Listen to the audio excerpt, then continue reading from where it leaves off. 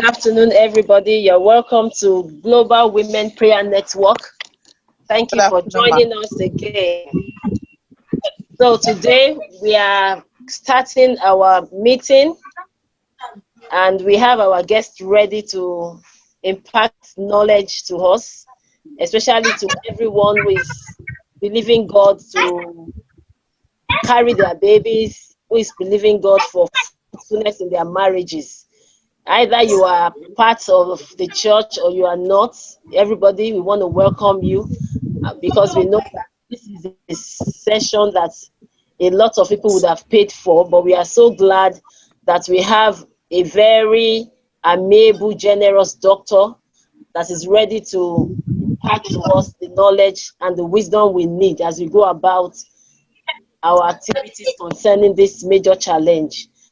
So today I want to quickly introduce what we stand for, and I want you to know that everything we do here is basically to the help of humanity. There is nobody has any special gain, nobody has any personal gain in this, because God has created us to impact and to be a blessing to everybody. So I would just quickly want to share vision of this prayer network. We are known as Global Women Prayer Network. So our vision is to ensure that every believing woman is liberated to live victoriously and witness God's power in their personal lives, homes, families, and nations. So also our mission is to empower every woman to partake of their inheritance in the redemptive work of Christ through regular monthly prayer meetings and programs that will bring us to seek after God's heart and also work with Him in total trust.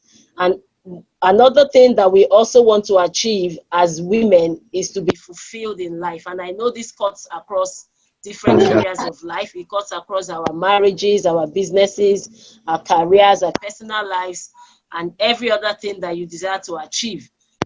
So the core values, we have 5 main core values. We are Christ-focused. We walk in unconditional love. We are consistent prayer people. Then we also want to support every woman in contact with us spiritually. And then we are also interested in the total well-being of everyone associated with us. So we are going to start the symposium for today, or whatever you want to call it, the symposium, the meeting, the talk show.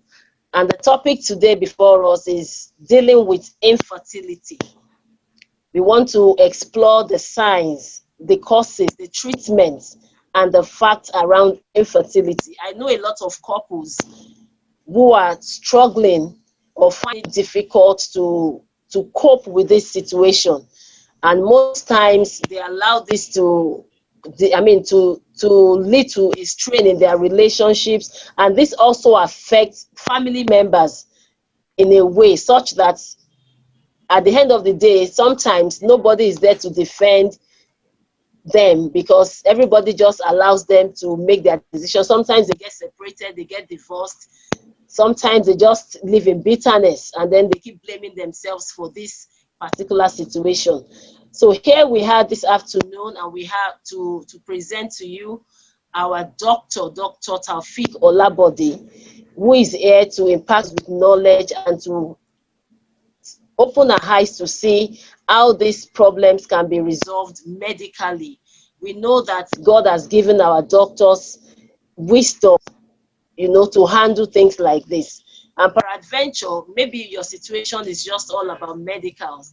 And so this meeting is going to be very important for you to partake and to understand and apply the things that Dr. Taufik will be sharing with us this beautiful afternoon. So I'll quickly introduce our doctor. And before I introduce him, I just want to appreciate him and to celebrate his heart for being available, giving us the time in the midst of his busy schedule to take us on this journey. So right away, I'll just read out the profile of Dr. Taufik Olabode. Dr. Taufik Olabode had his first degree in January 1997, MBBS from the University of Ilorin, Kwara State. He had his postgraduate training in O&G at Obafemi Awolowo Teaching University, AUTHC, Ile-Ife, and completed the training in October 2007. Dr. Olabode is a fellow of West African College of Surgeon, 2007, and also a fellow of National Postgraduate College of Obstetrician and Gynaecologist in 2009. He had a certificate course in IVF and reproductive medicine organized by UKSH, Holstein in Germany, in United Arab Emirates.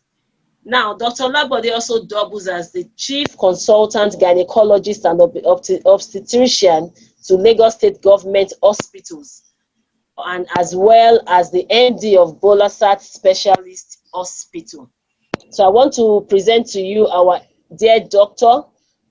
He is a seasoned doctor with proven results in terms of medical solutions to the issues of infertility. And here we have him to take us in this journey. And I want you to prepare your questions. I want you to be attentive. I want you to get ready to connect to the wisdom that God has given to him to share with us this afternoon. So join me to appreciate him and welcome him to this meeting. God bless you. Dr. Olabode, we are glad to have you, sir. Okay. All right. I've done that. It's good to have you here, sir. Thank you for coming. I'm so happy to be in your gathering. This is an interesting gathering. The first thing in life is education. So that when one is well educated about any situations, one will be able to decide and take an appropriate decision on time. This afternoon, I'll be discussing dealing with infertility, science, causes, treatment, and facts. First, I will be talking on introduction. What is infertility? How many types of infertility we have? What are the causes of infertility? What are the signs and symptoms of infertility? And how do we investigate an infertile couple? Infertility is defined as failure to achieve conception after 12 months of unprotected, adequate intercourse. Prevalence of infertility is about 15 to 20%. Most times in gynecological clinic, it accounts for 65% of our gynecological consultations. Wow. Chances of conception per cycle is about 25%. What this means is that if, for instance, now, for a young lady of about 20 to 25, if everything is fine, the tubes are okay, she's ovulating, they're having adequate intercourse, the chances that she's going to conceive in a month, in a cycle, is 25%. However, if the same lady is 37 years old, the chances of conception per cycle at that age is just 15%. At the age of 43, the chances of her getting pregnant in that cycle is just about 5%. So this shows that age of a woman has a significant role to play in infertility. In the first 6 months of marriage, for instance, now, if you have about 100 couples and they are having regular adequate intercourse, in 6 months,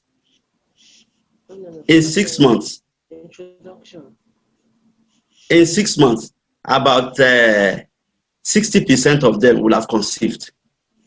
In a year, about 80 to 85% will have conceived. By the end of second year, about 90 to 95% of the couple will have conceived. It will be only 5 to 10% that have problems with conception. What are the various types of infertility?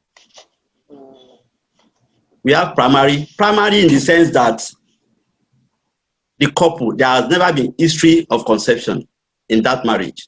It is primary. However, if there has been history of conception in that marriage, irrespective of the outcome of the conception, it is secondary. So before we move forward, we have to talk about physiology of conception. How do pregnancy occur? There are 3 conditions that must be met before pregnancy can occur. 1, the sperm must be deposited in the vagina at the point of ovulation. 2, the tubes must be open, and then the woman must be ovulating.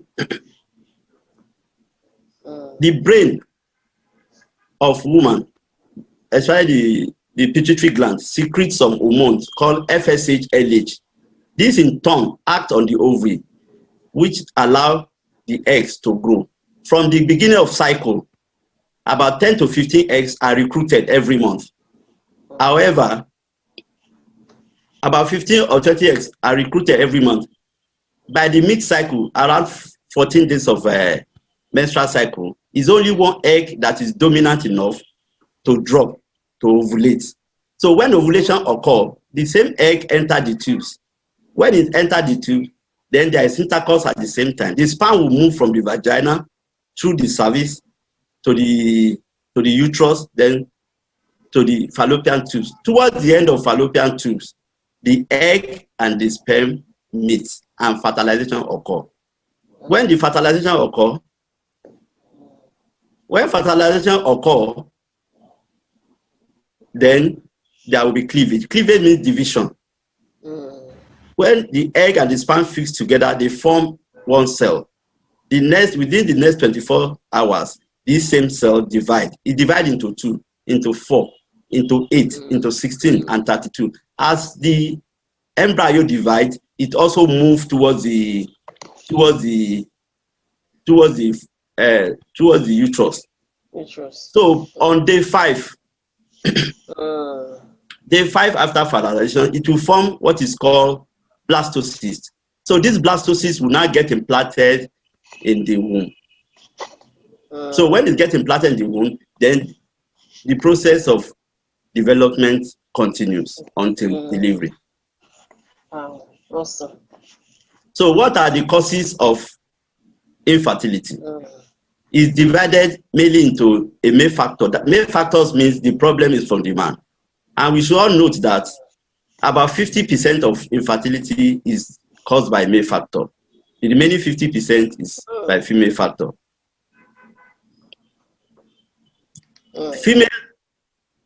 Female factor, under female factor, we have ovarian factor, but that is the ovary. Maybe the woman is not ovulating. Then we have the tubal factor, that is the tubes. If the tubes is blocked, it will be difficult for the sperm to pass and meet the egg along the line. Then there is uterine factor. Then there is cervical factor. In some cases, it may be idiopathic. Idiopathic means that you've tried to investigate the couple, the male, the female, you can't find any cause. The tubes are patent, she's ovulating, and the sperm is okay.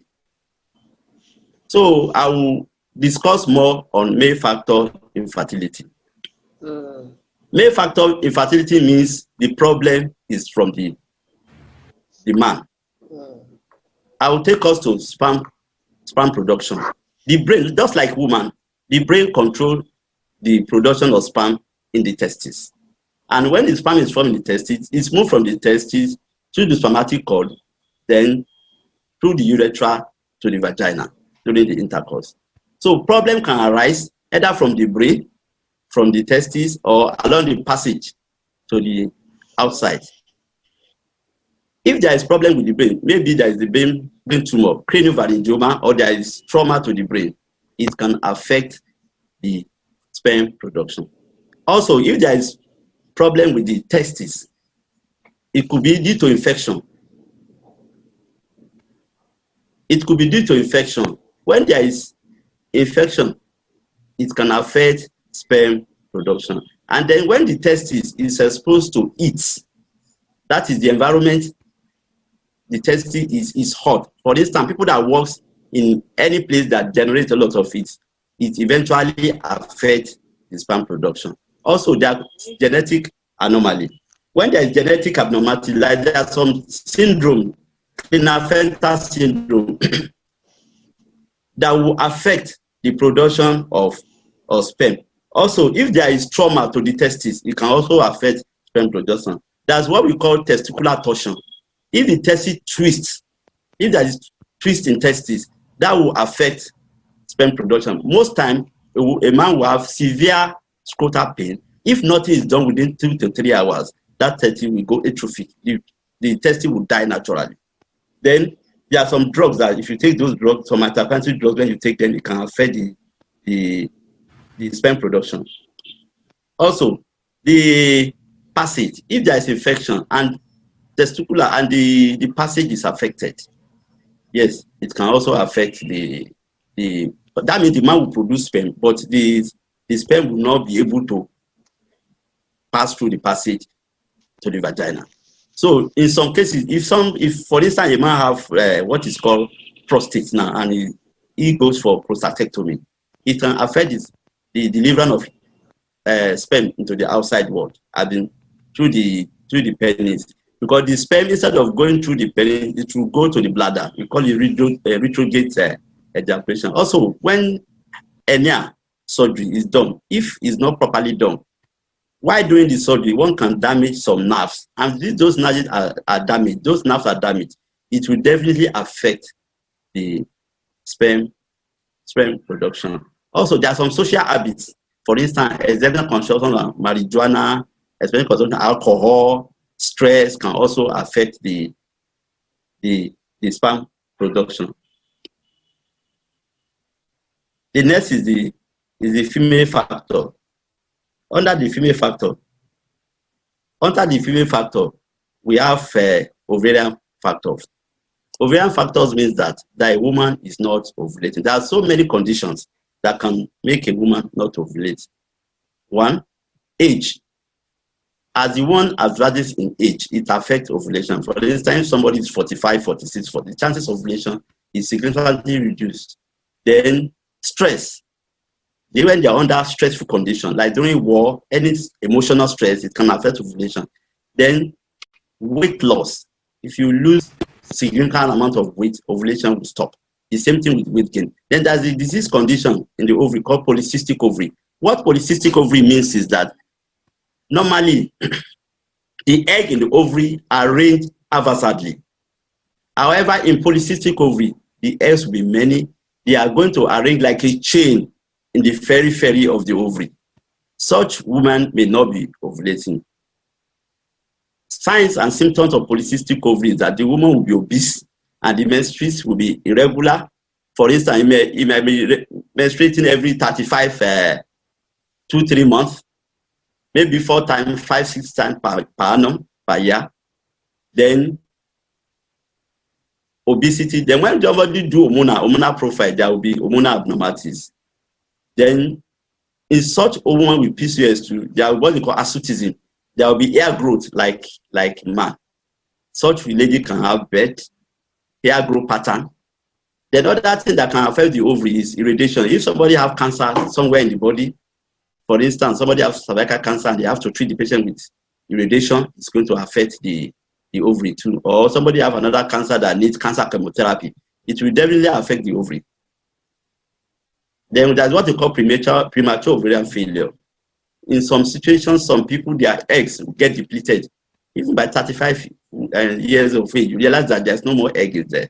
Such patients will also present with infertility. The next is the tubal factor.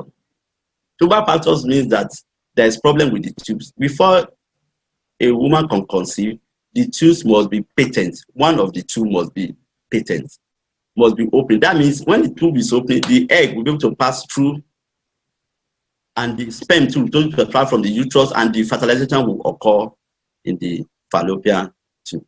So what are the causes of blockage of the tubes? If there is pelvic inflammatory disease, infection, and is not properly treated, it can give a long-term complication of tubal blockage. Also, if somebody have appendicitis and there's inflammation along that side, on the right part of the tubes, it can be blocked. When there is previous history of surgery, somebody has done operation before, whether ovarian cyst, it will complicate it and the tubes may be plastered together. Also, there is what they call ectopic pregnancy. If the implantation occurs outside the womb in the tubes, there's chances of recurrence, and that tube on that side that it occurred is gone. But they most likely remove the tubes, and such a patient will have tubal factor infertility. Also, that's what they call endometriosis. Endometriosis is when there is menstruation into the ovary. Normally, a woman should menstruate from the endometrium, from the endometrium. That is the innermost part of the womb. However, when there is a endometrial cells is in the ovary, each time that such a woman menstruates, she's also going to menstruate in the ovary, and it will affect the ovary. If it is severe, it will cause addition and plaster all the tubes, ovary together. Such a woman will have tubal factor infertility. Also, there what they call uterine factor. Yes, after implantation, after fertilization, the endometrium, that is uterus, must be well prepared for implantation. If there is addition means there is plastering of the innermost part of the womb together. If it is plastered together, there won't be space for the embryo to implant, and that can cause infertility. Also, when there is fibroid inside the womb, submucous fibroid, it can also affect implantation, and that will cause infertility. Also, when the fibroid is big enough to cause obstruction to the flow of sperm, such patients may have a tubal factor infertility. The sperm will not be able to pass to meet the egg in the tubes, and they will present with. The last one, but not the least, is unknown. At times, you may have to investigate the couple. The sperm will be okay, the tubes are okay.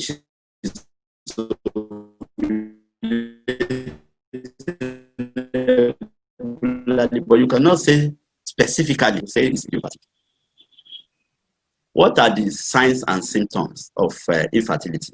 How do they present? Most times, the couple presents in the clinic with history of inability to conceive. In this part of the world, people believe that when there is infertility, yes, they should check the woman alone. No, it can be either way. It can be from the man, it can be from the woman. So ordinarily, both couples are supposed to come so that one can clear them properly. They will present with infertility that we'll be married for 3 years, for more than a year, we've not been able to conceive. Then one will try and find out from the woman, how old is the woman? Because the age has significant effect on infertility. How old is the woman? How is the menses? When was the first menstrual period? Menarche. When was the first time? Was it at the age of 12, 13, 14, 15, or 16? This menses, is it regular? How many days in a cycle do you menstruate? You want to find out. Is it irregular? Irregular means that maybe every 35 days, that's when you menstruate. It's more than a month. So such a patient may likely have polycystic ovary. Some women will come and say, I menstruate only 3 to 4, 5 times in a year. So you have to look at the woman. Are you obese? Are you on the big side? Then you want to find out again from the woman whether there is production of milk in the breast, that's galacturia, or whether there is symptoms or signs of polycystic ovary. Asceutism. Asceutism means there is male pattern distribution of hair. If a woman has bed hair like a man pattern, a male pattern, you should be careful. There are some tribes in Nigeria from the east that have hair in the that have bed, little bed. That's genetic challenge. It's not because of that will not cause infertility. Then they want to find out, as you won't be pregnant before, if you've been pregnant, how many times? What was the outcome of the pregnancy? Have you terminated pregnancy? Because most times when people terminate pregnancy, there is tendency to be complicated by infection. If it is complicated by infection, not properly treated, such a woman will come up with infertility in the future, because untreated thing will affect the tubes, and the tubes might be blocked. Want to find out, has there been any history of surgery in the past in the woman? Maybe she has had ectopic pregnancy and they have operated, or there have been appendicitis which have been operated. Then, more importantly, in the man too, want to find out from the man, has there been any time when he was young that he has what they call mumps infections, swelling of the both mandibular region? When there is swelling in this area, then you want to find out how was it treated, because most times the viral infection, when you don't have that, when you have such infection, it can affect male sperm production. Also, we want to find out whether there has been any surgery. Do you have hernia before? Have you been operated for hernia? Because that may be the cause of the problem too. Then you want to find out the life history of both of them. You drink, how stressful is your work? When you work on the mainland, you leave as early as possible, 5 o'clock or 4 o'clock, you come back 11, 12. Everything is to affect the sperm production. Instead of the body to energy to produce sperm, the energy will be directed to the brain so that you can survive first before you think about sperm production. So they want to find out, is their coitus adequate? Before you can say there is challenge with conception, you must be having adequate intercourse. What does that mean? That means every week, the minimum of time you have intercourse is 3 times per week. It must not be less than 3 times, not 1 in 2 weeks, 1 in 1 month. It has to be regular and properly timed, regular. If you have alternate day intercourse, that will be 3 times in a week. So there's no way you are going to miss the ovulation, because most times the sperm can survive in a woman for almost 48 hours. So, and the egg can only survive for 12 to 24 hours. So if you're having regular every 48 hours intercourse, definitely, anytime the woman ovulates, definitely the sperm will be there waiting for the ovulation to occur, so that the fertilization can occur. So how do we investigate couple with infertility? The most easiest investigation to do. Prior to that, concentration was less than 20 million. Some people that are less than 20 million all come back. They have to reduce their figure to 50 ejaculate. A man must produce nothing less than 1.5 minutes of sperm, and the total sperm number. That means if you produce 1 male, 39 million, because each million is 15 million. So then concentrations, it must not be less than 50 million per male. Then motility, 32% must be progressive motor, 40% must be moving, 32% must be moving. Then the sperm tail more than 40. So when we said this patient, the male will be able to impregnate the woman. However, when there is reduced sperm, 15 to 5, less than 5 million. So we said, oh, they are what we call severe than 5 million. It's very severe. They will count the sperm. We call it severe oligospermia. Even except by miracle, might not likely impregnate any woman. So then we have after oligospermia, we just find out the cause and treat and see whether it will come up. Then no point in investigating at all. Is sperm? I want to find out why is this man not producing sperm at all? You may read under microscope. Then you want to find out why. Then that is when you send for hormonal test, FSH, LH, and testosterone for the man. You want to find out, or is it that the testis is producing sperm, but the sperm is not coming out? Find out so that you know what exactly the cause. Then at times too, we order the man to do a scrotal scan. Scrotal scan means you want to do scan of the testis. You want to look at, is the testis small? Is it normal? Is there a varicocele? Varicocele means that there is dilatation of the scrotum.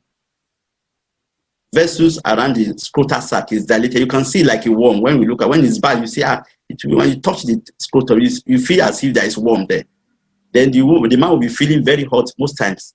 Is there any, so such patients, because the vessels is increased, the blood flow to the testis is increased, the temperature of the testis will go up. And when the temperature goes up, it affects the sperm production, because in utero, when the baby is inside the mother, in the womb, what normally happens is that the testis is initially in the abdominal cavity.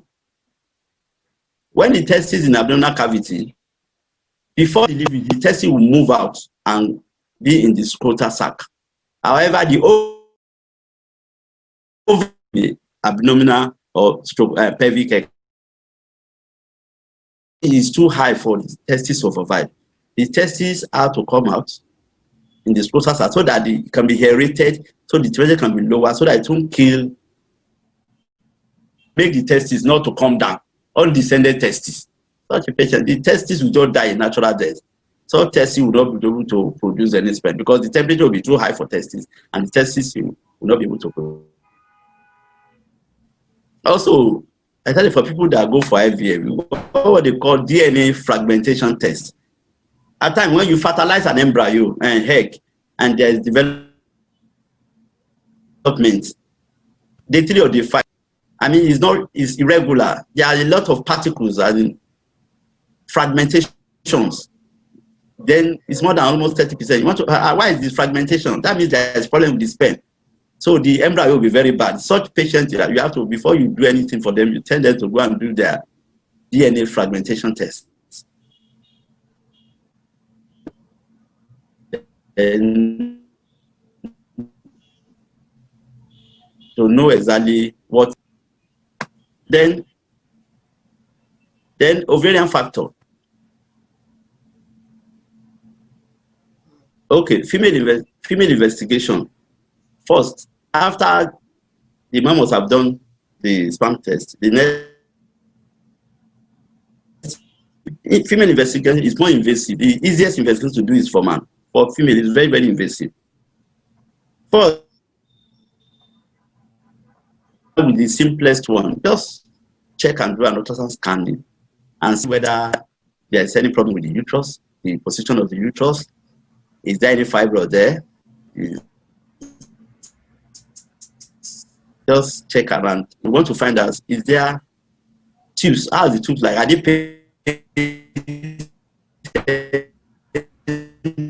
Then you do what you call HS. It's painful. It's painful. But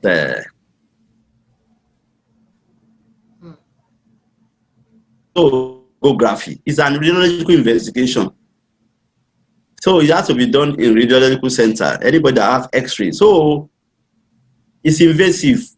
So a catheter will be put in the woman's cervical canal, and a dye will be introduced. When the dye is introduced there, under fluoroscopy guidance, they'll be looking at it as the dye moves on. There's what they call fluoroscopy.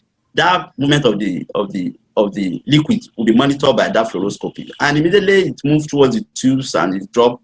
And X-ray will be shot. We shot the X-ray. Immediately we shot the X-ray, they will prove the X-ray. Then it can be given to the doctor and look whether there is spillage. Spillage means there's drop in that reagent that is introduced to the woman.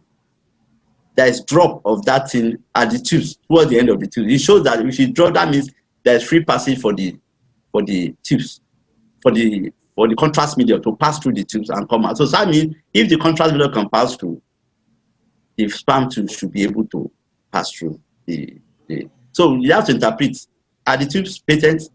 Are they blocked? Can they visualize the whole length of the tubes? Where is it blocked? Is it blocked at the beginning, at the end? Is there what they call hydrosapping? Is it blocked towards the end? When it's blocked towards the end, there will be dilatation of the tubes towards the end. That's what they call hydrosappings. So we want to find out, because if the tubes are blocked,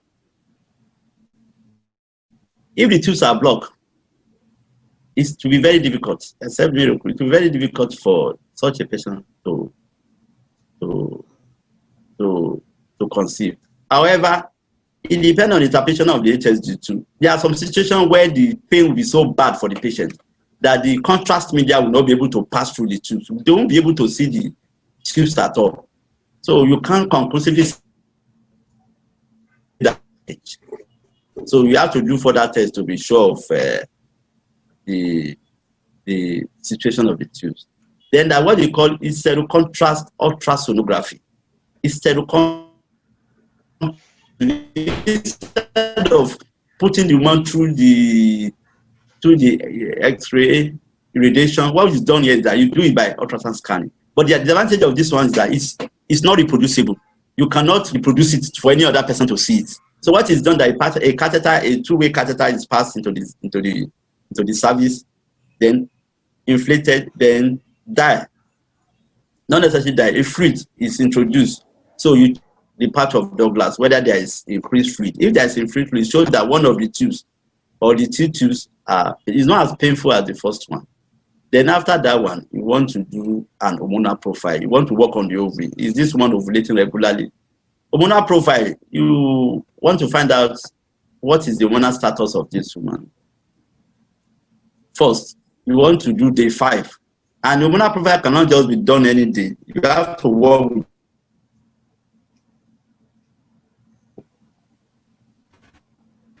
the first one you are going to do is to check the FSH, follicular stimulating hormone, luteinizing hormone. You check prolactin, because if there is increased prolactin level, the woman can present with milky discharge in the nipple and it can affect ovulation. So then on day 5, if the day 5 result shows that FSH is high, is above 20, it's an indication that the woman is going towards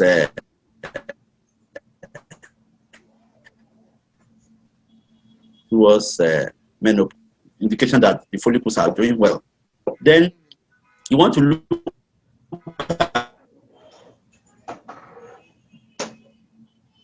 at, let's say,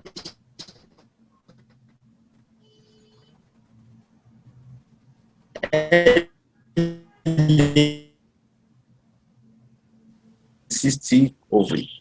Yes, if the HSG is not conclusive, we can do what is called laparoscopy.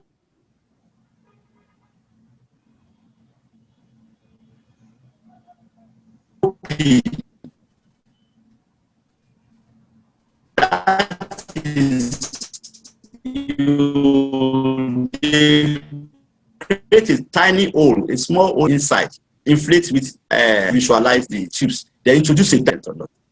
Then other tests that can be done is also called hysteroscopy.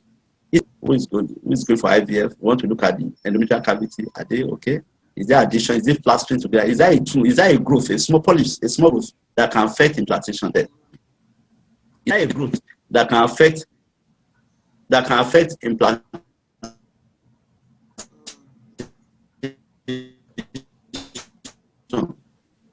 So if there's a growth, then if there is addition, if there is plastering of the wall of the uterus, internal wall of the uterus together, they can separate additions and then treat that. And if there is polyps, they can remove the polyps, polypeptone. And if there is fibro there that is disturbing, if there is fibro there, the fibro also can be removed while doing hysteroscopy. The next is the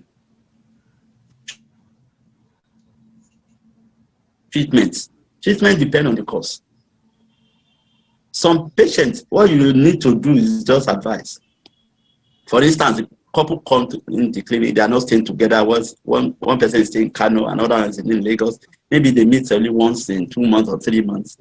Such people don't need much treatment if you investigate them.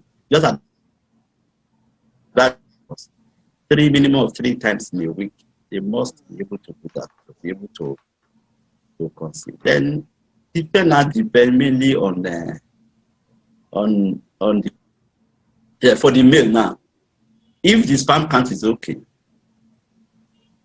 there's no need for treatment. You check if the other is low and it's not okay, then you call it oligosperma. You want to find why is this sperm low? Why is it less than 15 million? Is that infection? You try to test for infection, culture sperm and see whether there will be infection cells, microbes, and growth, and check the sensitivity. Then you give drugs. Then you can give some sperm booster drugs. You can give some drugs and zinc, some micro elements to help this. Then if the man is somebody that smokes, we advise the woman to stop. It's an alcoholic. You tell her to stop the alcohol. So then if the stress is much, you have to reduce the stress so that there can be enough energy directed towards the sperm production. If there is varicose. If there is worm-like at the scrotum, you can see the vessels running through the scrotum, the scrotal sac. You should know that the vessels is increased. One can undergo varicocelectomy, one can do surgery, and that may improve the sperm count. Then if there is no sperm at all, then one may have to see a urologist and find out where there is no sperm. Then you will find out whether it's obstructive or there is no sperm at all. If it's obstructive, it means that there is sperm, but it's not coming out. If it's not obstructed, it means there is no sperm at all. If it's obstructed, they can do some minor surgical procedure, especially if the patient comes for IVF. You can do testicular sperm aspiration and percutaneous sperm aspiration. You can take a needle and aspirate the sperm. When you get the sperm, you look at it under microscope. You can, at the same time, inject the sperm directly into the egg so that fertilization can occur. So then you watch for the development and you transfer on day 3 or day 5, depending on the situation. Yeah. So if the sperm is so bad, it's less than 5 million, we advise go for IVF. And not just IVF. If it's bad like that, it's easy. I will discuss more on that. It's a bit more advanced than IVF. You fertilize the egg directly with the ICSI machine. However, if the sperm count is less than 15 but more than 5 million, and the tubes are okay, the one is ovulating regularly, yes, such a patient can benefit from what we call intrauterine insemination. You collect the sperm, you wash it, you introduce it into the tubes, and believing in God, then fertilization will occur. Then the next is the female factor, ovulation. When the woman is ovulating, we see many people, before they even come to clinic, they have consumed Clomid. They will take Clomid and treat themselves and all the rest. So if you find that the problem is anovulation, it's not ovulating, you find out why is the woman not ovulating. Then one can give the woman clomiphene citrate to stimulate ovulation from 2nd or 3rd day of the cycle. If the woman has polycystic ovary, letrozole can be given. And then in some situations, if one can have to give FSH injection in order to boost the egg production. Then if the woman has polycystic ovary, you advise them, this polycystic, what we are going to do, we've checked your situations of what you can do. You lose weight. After losing weight, you encourage them, go and lose the weight.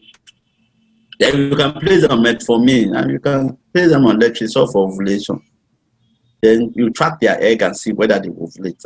In some situations, they can go and they can be on FSH injection. Then why placing a woman on ovulation induction drugs? It's advisable that we track. There's no point in giving, you take Clomid, you just go have intercourse, you don't know what is happening to you. You have to find out, this Clomid I'm taking, is it working? How do you find out? You have to track and be sure that whether you are ovulating or not. There are ways, different ways. You can use LH kits to do. You can take a strip on day 10, 11. You start checking every day. However, the scientific one that we do most in the hospital is transvaginal scan. You do a transvaginal scan, follicular tracking by a transvaginal scan. You put a transvaginal probe in the vagina and check the eggs and see how are they developing. When are they going to ovulate? So most time by the time the egg size is about 80 mm, we expect ovulation to occur anytime from there. Then you advise them, madam, go and be having intercourse every other day. Or you want to find out, I want to know when I ovulate. You'll be checking it every day. When you want to ovulate, then you say, go and have intercourse. So the next is tuber blockage. When there is tuber blockage, sincerely speaking, in those days they are used to do adulteration, flushing of the tubes. It works for some patients, but most patients don't benefit from it. Most patients don't benefit from flushing of the tubes. Then tuber surgery, microsurgery, they do tuber surgery, but they realize that they just waste their time and waste the patient's money because the tube is so tiny. You know that is, and the inside of the tube is fine. There are some hair cells that have to be moving. As the hair cells move, those cells move, the wave will directly move the sperm and the fertilized egg towards the womb, the ovary, and towards the womb. So if those things are damaged and you say you cannot repair those here, they are microscopic. So if they do, they realize that the woman will get pregnant, the pregnant will get stuck in the tubes and will have a ectopic pregnancy. They just abandon it. That's the instead of wasting time. So that brought about the advent of IVF and ICSI. So with the IVF, that has solved the problem of tuber blockage. They go for IVF. It's not easy though. They go for IVF and or ICSI. Then if there is uterine additions, addicolysis. If there is addicolysis, if there is uterine additions, it means that the uterine cavity is plaster. Hysteroscopy can be done. You remove, you lyse, you break the addition so that the inside of the womb can be free. It's like a triangle like this. So if you break the addition, the inside will be free. Instead of plastering together, it will be free so that the baby can have space to implant. Then the next slide is showing that chances of, I've said that during the beginning of the presentation. You realize that if you are 22-year-old, the chances that you are going to conceive per month, per cycle is almost 25%. And it dropped drastically after 36 years old. By 36, dropped to 15%. Then by the year you are 42 is 5%, 43 are 5%. Then at 44, it's almost 1%. So that brings us to other form of treatment, assisted reproductive techniques. It's how do I assist the woman to conceive? And that's the in thing now. So it has various, there's various techniques in assisting a woman to conceive. Depending on the problem. We have intrauterine insemination, in vitro fertilization, the sperm into the woman. Yes, before you can qualify for intrauterine inseminations, it means that the woman, the tubes are patent and she's ovulating. So one have to place the woman of ovulation-inducing drug and monitor the egg. When the egg is mature enough, one will give trigger shot injection. You give the injection for her to ovulate. Then you give the injection 36 hours after. The man and the woman will come into the hospital, the man will produce sperm, will collect the sperm, embryology will wash the sperm. When the sperm is washed, then the woman will be taken to the laboratory and to the theater, to the minor theater room, where a scan will be done to visualize it, the womb. When we will introduce the catheter and drop the sperm inside the womb, and the woman will be visualizing the sperm as the sperm inside the womb. Then we wait, support the woman, wait for 2 weeks and see whether fertilization will occur and pregnancy will occur. Most times, if the problem is low sperm count, more than 5 million, less than 15 million, yes, it works for some of them. When you just need to assist them, they are pregnant. Then the next after intrauterine is so for a woman to call, for the couple to qualify for this, there must not be severe oligospermia. The sperm must not be less than 5 million. The sperm must not be less. If it's less than 5 million, it might not likely get it. Then the woman must be ovulating, and the tubes, 1 or 2, either of the two or one must be patent before the couple can qualify for infertility. The next thing is in vitro fertilization. The next is in vitro fertilization. What is in vitro fertilization? It means that test tube baby, you collect the sperm, you collect the egg, and then next slide, you collect the sperm, you collect the egg, so that I can show you the IUI. Next slide. The next slide, yes, this is the picture of IUI. This is the picture of IUI. IUI, the first one is IUI. The picture of IUI, you see if you look, go back, please. If you look at the picture of that, yes, that's what is done. A catheter is introduced to the womb. This is the womb. Catheter is introduced to the womb, and then the sperm is injected to the womb. So you can see it under ultrasound as we are injecting the sperm. You see a whitish splash, and for the God to do his own work, and hopefully, and people are getting pregnant. Though the success rate may not be too fatal, but better than natural conception, as in natural intercourse.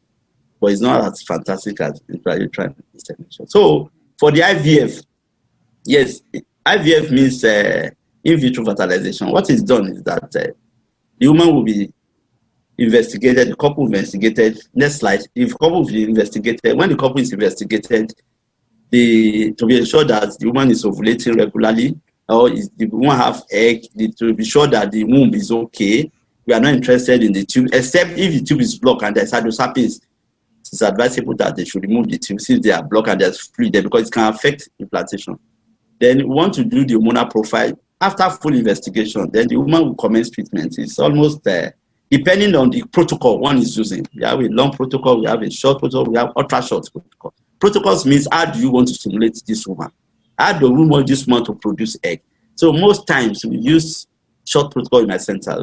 Most time I use short protocol. Short protocol means I'll just tell the woman, when you see your menses, please come to the hospital. Second day of the menses, they come. We'll start injection on that second day with bustrelin and FSH-LH, depending on the product you want to use. Use the FSH-LH. You'll be on injection.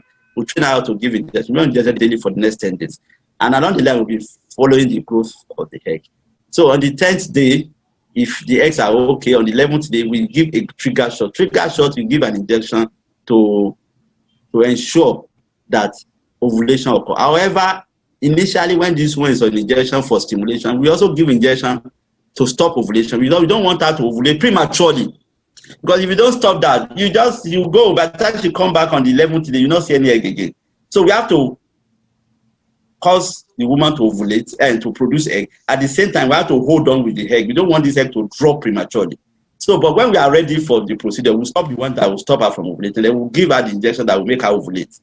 So when she takes that one, the one that make her ovulate, 34 to 36 hours, she comes in.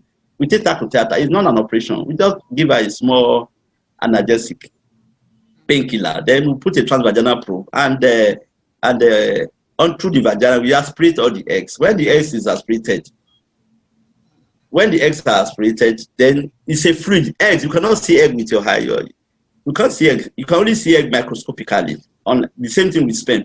So when there are eggs, you aspirate. When you aspirate those fluid, you have to check. You hand over to the embryologist who will check under microscope.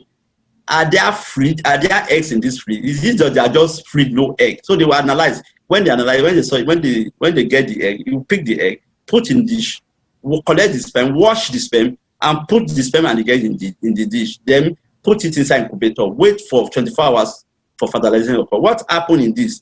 You are putting egg and sperm together for a concentrated sperm with the egg, so that the sperm can find its way and get in and enter and fertilize directly the egg. When the sperm fertilize the egg, then you check for fertilization. When you check for, then you check for cleavage, division. Then it will be inside the incubator. You'll be checking every day. On day 3, it's cells. On day 5, blastocyst. Then you can transfer, depending on the number of the embryo. You can transfer on day 3. You can transfer on day 5. Then after transfer, then your IVF, you support the IVF is complete. The next slide should be ICSI. For people who have severe oligospermia. No, the sperm is bad. Or there is obstructive. The sperm is in the testes. It cannot come out. So PESA and MESA. PESA means percutaneous sperm aspiration. Urologist will go in, aspirate the sperm, hand over to embryologist. The embryologist will work on the sperm and inject the sperm directly into the head under ICSI machine. ICSI is intracytoplasmic sperm injection. Intra means inside, cytoplasmic, inside the cytoplasm. That is the inner layer of the cells. So you release the sperm there and you come out, and the egg will not be damaged. So after you have done that, is meant for indicated mainly when there's severe oligospermia. But because of the advantage of ICSI machine, you'll be able to assess your sperm and the hair quality before you fertilize. And even if it fails, you will be able to have reason to tell patients this is why it failed. So it is revolutionized the practice of IVF. So ICSI is done. You inject the egg then and it will come out. So even if you don't have sperm, you now check it's only 2-3 sperm. You just need very few. You don't need millions of sperm. In as much those sperm can move, you inject the sperm. And when you inject sperm, fertilization occurs. You check if it's fertilized. Are they growing normally? Are they dividing well? Then when you now inject the sperm, you know that there's a lot of fragments. That means the sperm has problem. You have to look inward and assess the demand further and see whether there is a problem with the sperm. And the next slide should be the success live birth rate. Live birth rate success is not determined in terms of pregnancy, because if you get pregnant, you have not delivered. It's not success. You understand? And that is why WHO even recently have changed the definition of primary and secondary infertility. Previously, say primary, yes, you have not been able to get pregnant in the past. Primary. Second, you say you are able to get pregnant. Now, you say that we are not even interested in your number of pregnancy you get. We are interested in how many live births, how many of them are alive that you born by yourself, and they are breathing and they are fine. So that's why they change the definitions of that. If you have not had any baby, whether you have 32 pregnancy wasted, you are primary. But if you have a baby and you deliver the baby alive, you are not primary, you are secondary. So that brings us back to the live birth part transfer. So this is the general figures that, and if you look at these figures, owned egg means the patient is the owner of the egg. Donor's egg means the patient they are donating the egg to the patient for her to get pregnant. If you look at it, at 25, 27, 29, you see that the success rate, live birth is as good as 40% in the whole cycle. However, with the age, by the time the woman is 39, 40, it dropped drastically. By the time it's 39, it dropped to like 20%. By the time the woman is 42, 43, it drops to as low as 3% or 5%. 45, those are 2 to 3%. And for the donor egg, because the egg is young, the age of the egg is young, we expect that the quality will be better. So you see the donor egg is continuous. It's almost 70 if you can take it. You understand, it's continuous. After 45, it's only the success rate. So, Wow. Wow. I don't know eggs. What does it marry mean? and try to conceive. The earlier the woman marry and try to conceive, the better for the woman. Man, before the sperm production will be affected by age, the man will have passed 70 years. So in conclusion, the advent of IVF has significantly improved the success of infertility treatment. The earlier a woman tries to conceive, Stephanie. Wow. Wow. Thank you so much, sir. This is mind-blowing. This is a robust session. Wow. Thank you for breaking it down. I know you use some terms, some medical terms that we really need to go back and check up. Thank God this session is recorded. So I'm sure a lot of people might want to take it and then go back and listen over and over again. You have really passed this information in a very significant way, and I know that a lot of us are really, they are able to understand some of the things that are going on even in their own personal lives. Thank you, sir. Thank you so much. So You're welcome. We'll move straight on into the session for the questions and answers. And I have some questions here, and I believe some other people who are still watching might still want to put down 1 or 2 questions for you to answer. The number 1 question here now is, you mentioned the issue of blocked tubes, and you also mentioned that sometimes it's not advisable to flush the tubes. What options can you recommend from your own experience? Because you said that when these tubes are washed washed, that it's more or less like one is wasting money. I would like you to please shed more light on that.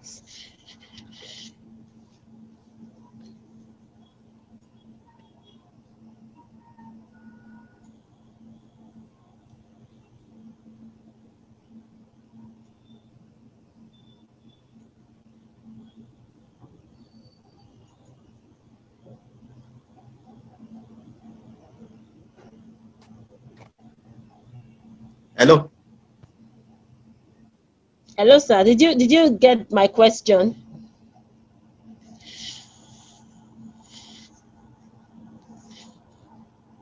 Can you hear me? You can hear me. Okay.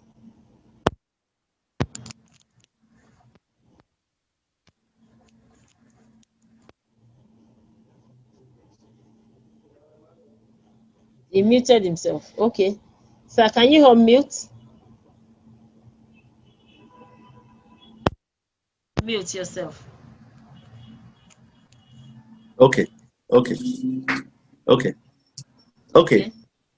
we say the tubes are blocked, sincerely speaking, if they are actually blocked, not, because you may go for HSG. The HSG may not be very clear.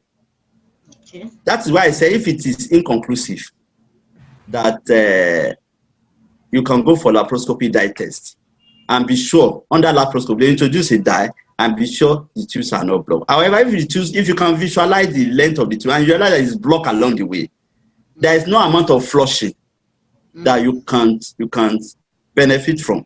Even if they flush, though I have treated 1 or 2 patients that we flush their tubes and they will say, doctor, please, I don't have money for IVF, just flush I have faith in God. And you flush their tubes. There's a patient that came from South Africa. He came to Nigeria just to flush tubes. I was putting pressure. I said, no worry. Since you said you cannot do tuber, they wanted to do tuber surgery for her. So I now flush the tubes, and I just called the husband in, tried to find out the sperm count and all those things, treat the husband, and 3-4 months, she was pregnant. So when she got to South Africa, South Africa, I asked her, what did you go and do in Nigeria? I want to get you flush the tube. But most times, if the tubes are actually blocked, it's difficult to flush. Even if you flush it, the integrity of the tubes, if such a patient gets pregnant, he may have an ectopic pregnancy. You understand? So the standard treatment now is that when the tubes are blocked, just encourage, don't waste your time. If the tubes are blocked, if you cannot do anything, in habit of not being able to do anything, it's okay, just flush. Let me see what will happen. You are not God. God will do it. Fine, put faith there. But when the tubes are actually blocked, it's IVF. So in IVF, you circumvent the tube or ICSI. Wow, thank you for You understand? So it's IVF or ICSI. That's what we do. However, if the tubes are not blocked, that's why you cannot say, you have to be sure as a doctor, you can be sure the tubes are blocked. But if you tell the patient the tubes are blocked, 6 months after the patient come and meet you, sir, I'm pregnant. So you have to look at where the dye cannot pass through. And if the tubes are blocked, you want to find out whether there is any other thing blocking it. If there are fibroids, I will tell the madam, there is fibroid. We could not see your tubes. I can't say it's blocked, but the tubes are not patent. They are not patent. So why can't you go and remove your fibroid? Most of them, when they remove the fibroid, they try and conceive and they get pregnant. It shows it's the fibroid that is obstructing, not the tubes that are blocked. Thank you, sir. Now, this takes me to the second question on fibroid. Sometimes you see some doctors saying if you remove the fibroid, it worsens the case. And so, because the fibroid is always posing a threat to the woman getting pregnant, they end up removing the fibroid. And at the end of the day, nothing happens. What is your position on that? What can you advise? If a woman has fibroid, is it okay? Is it okay to remove the fibroid, or to leave the fibroid and then retry all this IVF and all? What's your position, sir, from your own experience? Yes. When there is fibroid, how significant is this fibroid? You want to find out what is the location of the fibroid. Is it small? If fibroid is 1 centimeter and it's outside the womb, as in outside part of the womb, and it's not affecting the endometrium, you don't need to remove that. You can get pregnant with it. A lot of people get pregnant with fibroid. However, when you look at the fibroid, and the fibroid, you can even feel it yourself as a patient. You touch your tummy, you can feel a mass at the lower part of your tummy. Then it shows that by the time you are feeling the mass, that means the uterus is like 3 to 4 months pregnant. So that means the fibroid is big enough. You understand? And when the fibroid, if you are fortunate to get pregnant with it, fine. You should know that pregnancy might be challenging. It depends on the location, because the fibroid will be competing with the baby. You can push out the baby. It may allow you it may not push out the baby, but you'll be coming to the hospital regularly for pain every day, giving analgesic. But if you are fortunate enough to escape, then you have your baby. More importantly, when the fibroid is outside the womb, however, when the fibroid is inside the womb, it's very difficult. So it depends on the size. There's condition for removing fibroid. It's not all the fibroid we go after. There are some, when you see a tiny fiber, 1 centimeter, 2 or 3, 1 centimeter, why do I want to bother myself? I don't need to, and it's not growing. You leave the woman now. However, if it's big enough and the woman is not getting pregnant, you do HST, the fibroid is there, you cannot see the tubes, you have to go. I've done for several people. After removing fibroid, they get pregnant on their own. But if they still continue, they won't remove the fiber will continue to grow and grow and grow and take over the womb. Because the rule is that a womb that refuses to carry baby will carry fibroid. So if you don't remove the fibroid, it will definitely. Then people talk about medical agbo, medical concussion, different things people use. Seriously, let me tell you, from my experience with this management of uterine fibroid, sincerely speaking, if anybody tell you that if you take agbo it will go, well, lie. I can tell you is psychological treatment.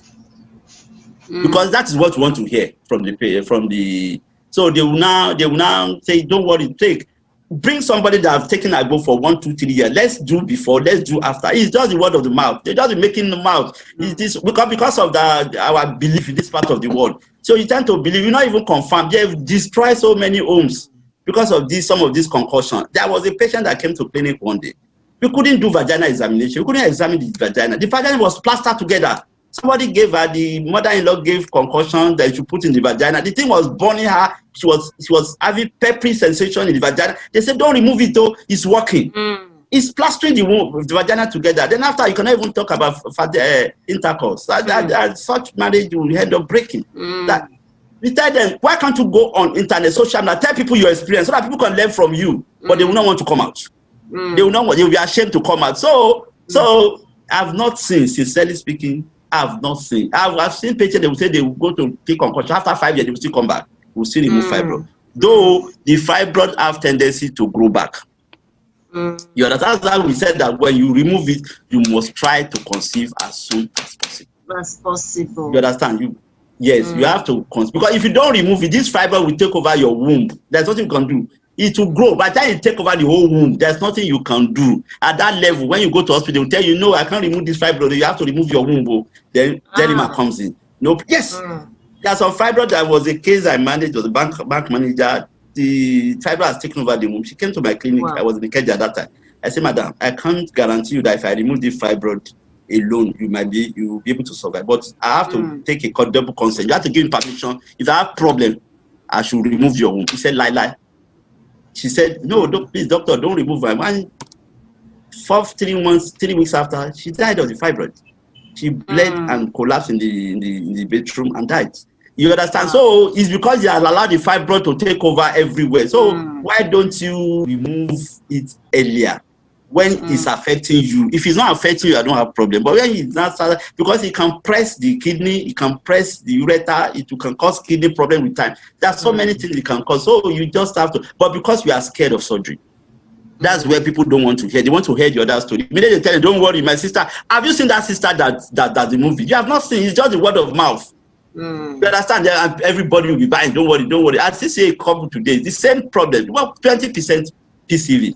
He's been taking fibroid drugs for the past 3 years, spending thousands of money, and the fibroid is about 5 months pregnant. I said, what has gone in this 5 month pregnant now? You see, and she's pale. So please, it's difficult. There are other modalities of treating fibroid, truly, but the problem we have in this part of the world, our fibroid is so terrible. It's not, Oyibo don't have fibroid like us, all those white. Our fibroid in Africa is terrible. You grow like yam. You grow very rapidly and it can take over the whole thing. So their own, you can do other form of treatment, like you can pass a cloth to the vessel that supply fibroid and the fibroid. You can take injection, but those injections, when you take those injections, when you stop, you can't take it for more than 6 months. It will stop your ovulation. If you take the injection, but you can't take it for more than 6 months. If you stop the injection, the fiber will grow back. So why would I allow you to take injection that is almost 70% per month or 60% per month for 6 months? At the end of the day, you come back after you stop it. Exactly. So that way, you are not going to. If you are scared of anesthesia, they can give you local. They'll give you local. You'll be communicating with the doctor before you know they've removed it. And then the thing is that the cause of infertility depends the outcome, if you go for investigation, what is the cause? Is it the fibroid that's causing infertility, or there is problem with the tubes? Many people have problem. Sperm is not good. So when they now go for fibroid, they're not pregnant. They say, I think I've done fibroid, they're not pregnant. I said, no. If there's no problem with your tubes and you remove fibroid, there's nothing that says you cannot get pregnant. You understand? So it doesn't affect, but if you leave it and it's occupy everywhere, then it becomes more complicated. Exactly. So when they now want to remove it, they will be struggling with the bleeding, struggling with the before they butcher the whole uterus, repair it back, and all the rest. That is it. Next question. Well, sir, I want to ask. I realize that even those who are not married, they have fibroid. So what advice would you give them? People who are single, they are not ready for marriage. I don't know. Does this thing happen like when somebody starts menstruating as a teenager or something? And then at what point, how early can they treat theirs? I've treated a 15-year-old girl with fibroid before. 15? Yes. Jeez. So the girl attended government college. She was first packing from the school that she was pregnant. And that though they did the pregnancy test, was negative, but they don't believe. They say you were pregnant and your tummy is big and say you are not pregnant. So the girl was embarrassed. So they brought the girl to me in the government hospital. So yes, 15 years.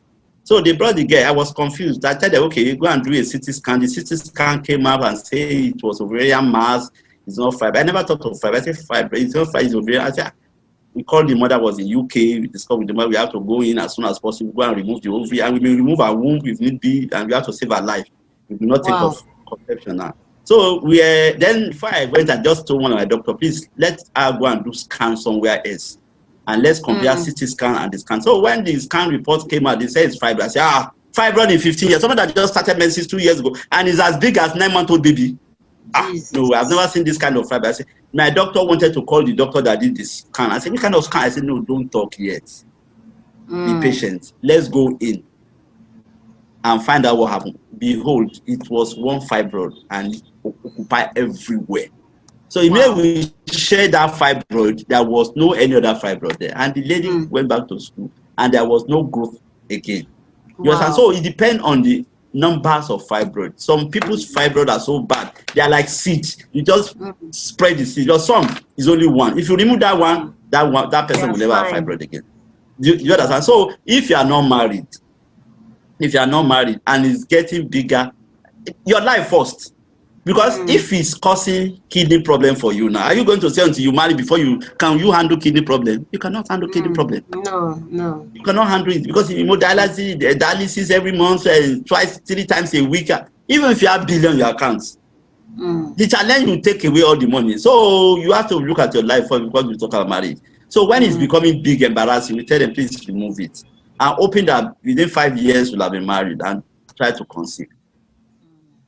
You understand? And try to conceive. So it means that they have to find a way of getting pregnant so that they can have children. Now, some people I'm trying to take you outside this particular topic now. No problem. Because a lot of singles who are unable to maybe find a life partner early, and they discover that they have fibroid and they are like, I need a child. What would you recommend for them? They will remove the fibroid first.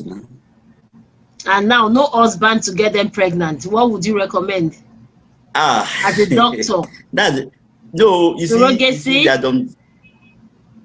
see, there are some decisions in life. Okay. That they will only advise, as in give you informations. You understand? Okay. When they give you informations, the decisions is yours.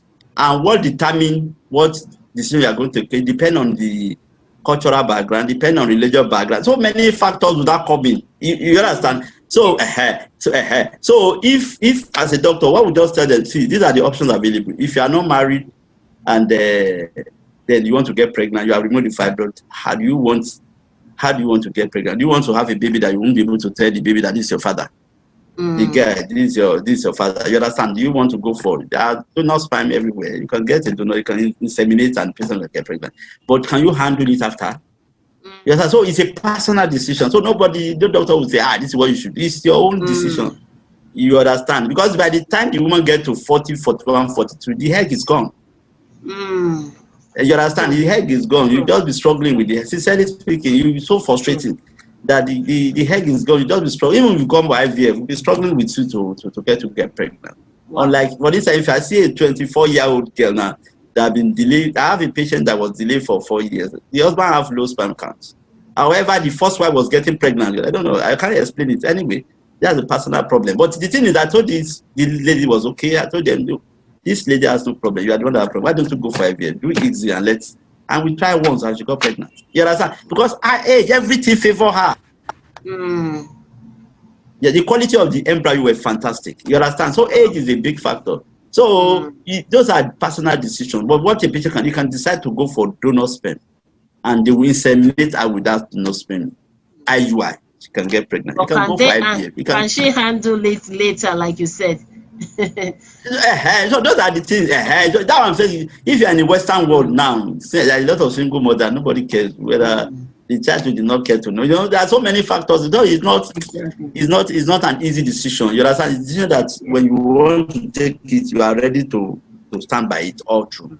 But a woman can get pregnant without necessarily getting a husband medically. You understand? And that can look for it. Don't know. But it doesn't depend on what your religion say, what your society say, what you yourself you want for yourself. So that's. Then there is what they call eggs freezing. Okay, I'm sure you saw that question now. Somebody is even asking, how about freezing the eggs till when they are married? This is exactly that's what. But so if you think that this time is going, what can I do? Let me go and freeze my leg. Let me try and go and freeze my egg. So what? Yes, the patient will come, will stimulate as if you want to do IVF, will retrieve the egg and freeze. For how long can that stay? 1 million years. Wow. Eternity is only money. You understand? Because it's put in the nitrogen. So you can freeze for 100 years if you have money to do that. Wow. You understand? You can the same thing. You can freeze the sperm. The same thing. You can freeze the embryo. If you do IVF and you have excesses, you tell them, please freeze my embryo. Let me get when deliver. After I deliver, I will come back for it. You can come back in the next 10 years. So when you are coming back in 10 years, you are not the same person in that period again. But because your embryo is dated back to 10 years ago, so your embryo is still fresh. You understand? Then you can transfer. This is fantastic. This is fantastic. Wow. Doctor, before I let you go, I don't know if I can still ask 1 or 2 more questions. Please do. Sir, I want to ask, this IVF treatment, what is the average cost? Because a lot of people are willing to do it, a lot of people desire to, but when they get to the hospital, the cost scares them, and so they are left helpless. There's no discounts, or maybe there's no aid, there's no support for people like that. The challenge with the IVF is that the economic situation is really biting hard on everyone. Most of the things you use for IVF, they are all imported, including the needle. The needles? Yes. Wow. You understand? They are all from Europe. Drugs, Europe, needle, everything, media, where you put babies. So as the dollars or euro varies, the prices of those things goes up. You understand? So on the average, some people do it 950, some people do 1 million. But if you go on island, it's 2 million, 2.5, 1.8 million. It depends. You assess the patient and see. At times, we just do to help some patients and see how we can help them. You understand? So, but the price varies, child. The price varies. But if you go to a center and you are telling 2 million, 1.8 million, go to another center that's cheap. You understand? Go to another center. Let them. It's the same thing they are doing. You understand? Go to another center and let's. You see, no matter where exactly which center you go, if and that's why the first thing I ask you is that you have to know, you have to be knowledgeable, you have to know what is IVF. But you ask some questions, they will have gone for IVF. You ask them. I have a client that went to Abuja. I don't know. What did you do? Do they collect your egg? No. You did do a transfer. He was in hospital for 2 months. Did they do a transfer? Did they show you the embryo? You said no. But what did they do for you? Did they collect your husband's sperm? They only did tests. Then what did they do? They say they put something inside and collect sperm from potato. Wow. So you cannot even, he doesn't even understand what is IVF. So the first thing is, because a patient has to understand it, because if you don't understand, if you are not pregnant, we will think that they have not done anything for you. Exactly. And then if you understand, if the doctor is not sure what he's doing, by the time you ask 2 or 3, 4, 5 questions, that doctor will know this one know what he's doing. No, exactly. Even if you want to do what you want to do anything that they will do what they will just say, don't worry, come to us. Before you know, they will not attend to you again. You stylishly because you ask them. Yes, you have to ask that next question. Which type of IVF are you doing? Are you doing IVF? Are you doing ICSI? What is my sperm count? What is my egg like? I want to see my egg. I want to see my embryo. You can take the picture and be showing them. So that I know that, but at times, even when you show patients, when it goes awry, wrong, they will feel that doctor did not do their. I tell them it's not like that. See, the first thing is to educate you. If I educate you, I explain to you, it is your product, what you bring, that will determine the outcome. You understand? Some patients will treat them, give them injections, and no egg. You tell them no egg. You say, okay, continue, doctor, continue. Instead of 10 days, you go for 14 days. You treat the egg. You check the egg under microscope. They are very bad. Well, I don't have power over it. That is God. I don't have power over it. They are bad. Okay, let's culture them. We culture them. There's only one that is good enough for fertilization. Then when we fertilize, there's problem with fertilization. Well, you not tell them that I'm sorry, you cannot transfer any embryo. There's problem with fertilization. They will feel very bad. You don't know what you are doing. Why is it that you don't like people telling you the truth? If there is no fertilization, there is no fertilization. Such patient, you not try another egg with the person's husband. No fertilization again. That means there's problem with the sperm too. Yes, one can donate now in IVF if you are old and there is no egg, you can pay for that. A donor will come in, a younger person will donate, and with the husband's sperm, fertilize it and transfer it back to you and praying to God to work. You understand? Because everything, there's still God factor there. You understand? It's still God that determines. Yes, it's still God that determines who comes to life. Exactly. So we don't have power over that. So but there's even for the sperm, some people do go for donor's sperm and fertilize on that. Depending on the mood, on the beliefs, there are so many factors, individual involved. And some people go for embryo adoption. The sperm is not there, the egg is not there, the source for the two, and transfer to them. Are you serious? Yes. But the identity has to be kept secret. Yes. Okay. Yes. They don't know the donor, they don't know the egg. But even the donor will not know whether there's fertilization or not.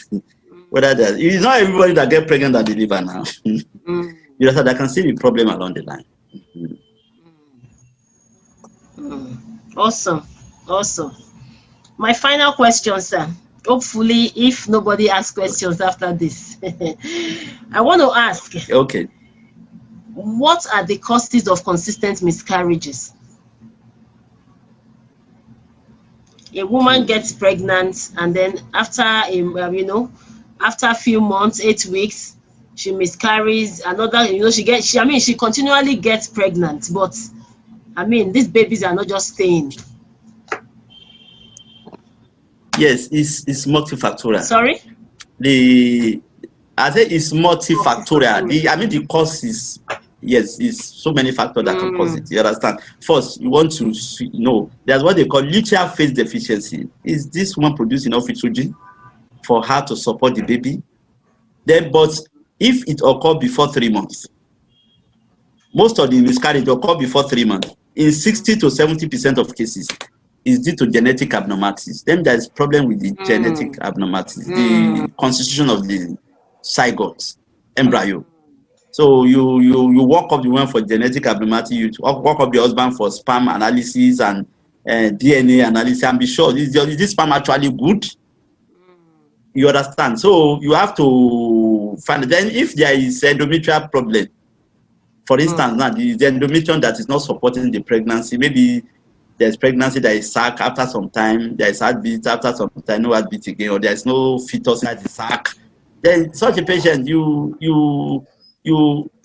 monitor them more closely. When they come, we try to support. We know they get pregnant. Don't wait until 6 weeks, 7 weeks. No, then you are positive. You know you miss your period, 2-3 days. You check.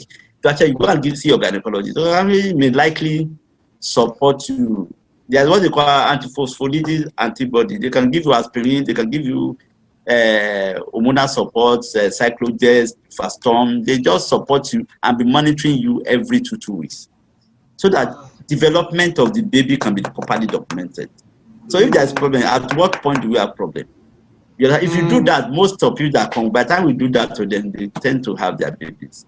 Because when they got pregnant, the hormones was not enough for them. And that's why after some time, it's just like you want to plant something on the ground, and the soil is not wet, manure, there's no manure there. You now had manure. When you had manure, the chances that the soil will grow out well, the plant will come out well is higher. So we do all those. There are some one you do everything, they will say have miscarriage. You know that is a genetic problem. You understand? There's little you can do about that. However, if it happened after 3 months, you want to find out, is that fibroid? With fibroid, you can push out baby. Okay, sir. Yes, fibroid can cause recovery.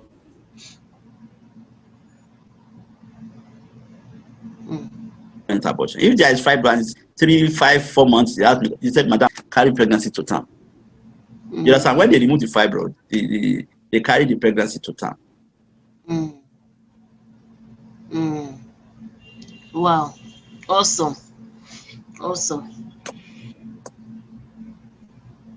So thank you so much. Thank you so much. I'm not sure. Let me just quickly check. There's no other question. And before I let you go, sir, what advice would you give to couples facing this challenge? Because I believe that any marriage that is facing this challenge is not a one-man challenge. Both of them must be involved. What advice would you give them? Yes. One, they must be strong in faith. They must believe that God can do it. Yes, when you believe God can do it, you go all out. Then you must find that, don't be emotional about it. Yes, it can be, in fact, it affects doctors too psychologically, you understand? But you must be strong. Then you must find out, why am I not getting pregnant? What is the problem? Identification of the challenges. When you identify challenges, then be objective in taking decisions. Don't be emotional about it. If, for instance, now, my tubes are blocked, you understand? My tubes are blocked. And I've done all the tests. I've done it 3 times. They are saying the same thing. So there's no emotional. Is either I want to get pregnant, I don't want to get pregnant. If I want to get pregnant, solution is, let me go for IVF. Let me pray hard, look for money, and summon courage. You understand? Summon courage. And trust God. And trust God. And exile for the bed and go for IVF. Wow. Because if the tubes are blocked, you married at 25, the tubes are blocked. 10 years, 35, the tubes are blocked. 5 years, 40, the tubes are blocked. At that early age, yes, your tubes are blocked, but you still have egg. Anything, any outcome, it's still you, even if you cannot carry the baby. If you give a surrogate mother and you cannot carry the baby, anytime they do analysis on that baby, it's still your own baby. You understand? So don't wait until you keep on waiting. The tubes are blocked. And you are still waiting, you are just wasting time. So you have to, instead of moving from one clinic to another, from a lab from another, just decide, okay, this thing is 1 minute. Okay, let me start going to contribution and pray very hard. Then when you pray very hard, take the decisions. And if there is fibroid, they remove the fibroid, because you may be pregnant along the line, there's fibroid and started bleeding, and along the line you lose the pregnancy again. You understand? That's why most centers, when you are pregnant, you say go and remove the fibroid, because it's very painful as a doctor. You pray for them, you do your best, then see the person is pregnant. You understand? Yes. If the tubes are actually blocked, don't waste your time. You know that. That's why I say you have to be objective. Yes, I've done for HSG. My tubes are blocked. What is blocking it? They cannot find it. It's blocked. So my tubes are blocked. No solution. Don't waste time.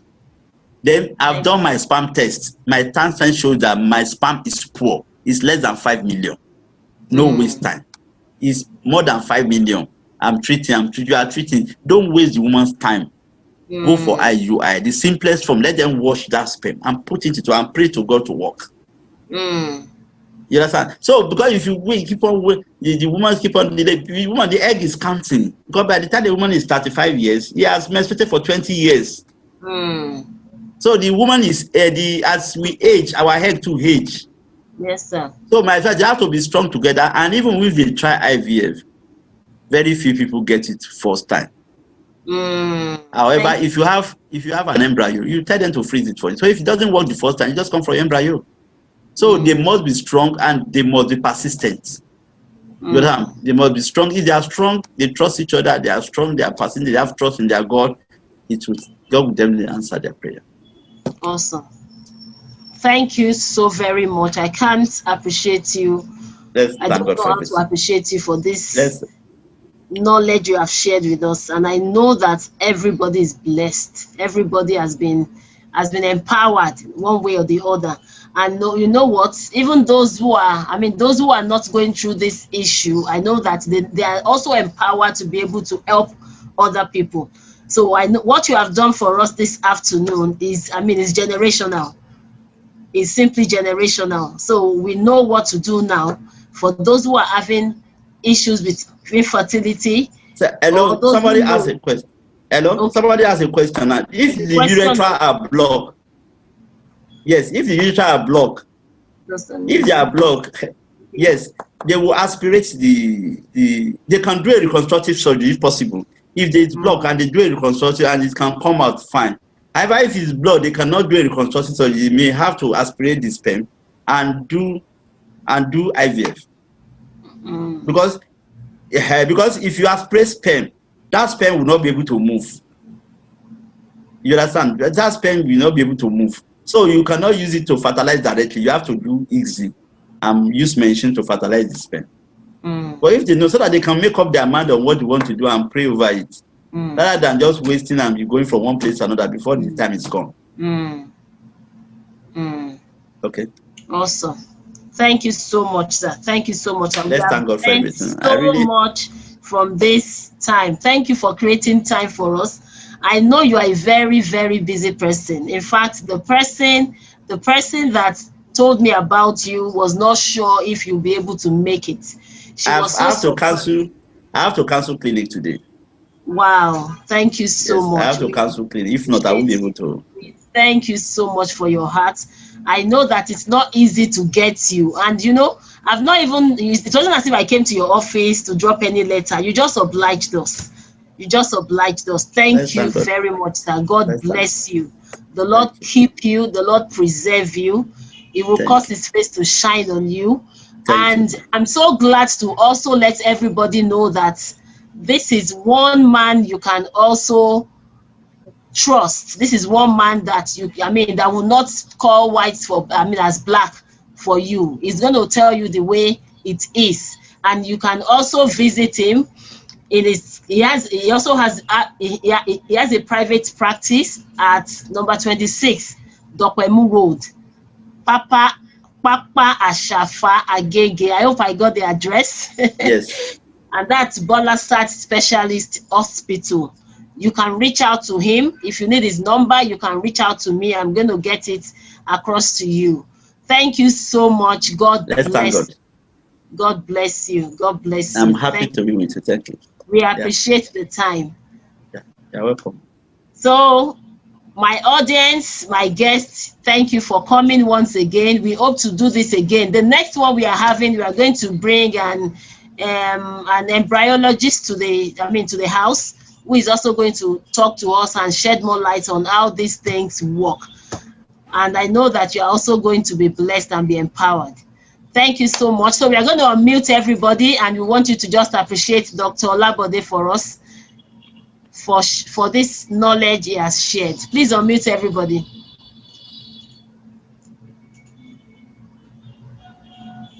All right. All right. So let's just appreciate him for the time. Thank you, Dr. Labade. Thank you, sir. God bless you. Thank you so much, sir. Thank you, sir. Thank you Thank you so very much, sir. Thank you, sir. Okay, thank you, sir. We really appreciate. We appreciate you, sir. Thank you so much. So we call it a day, and I want to appreciate you for the time you have spent with us. Thank you so much, everyone, for coming. Please invite others for the next meeting. Our prayer meeting holds October 9th, 8 p.m. And next month, October, is also Cancer Awareness Month. We're also going to have a program on that, and we'll keep you abreast. Thank you for joining. We can all take a bow and let's have a beautiful day. God bless you all.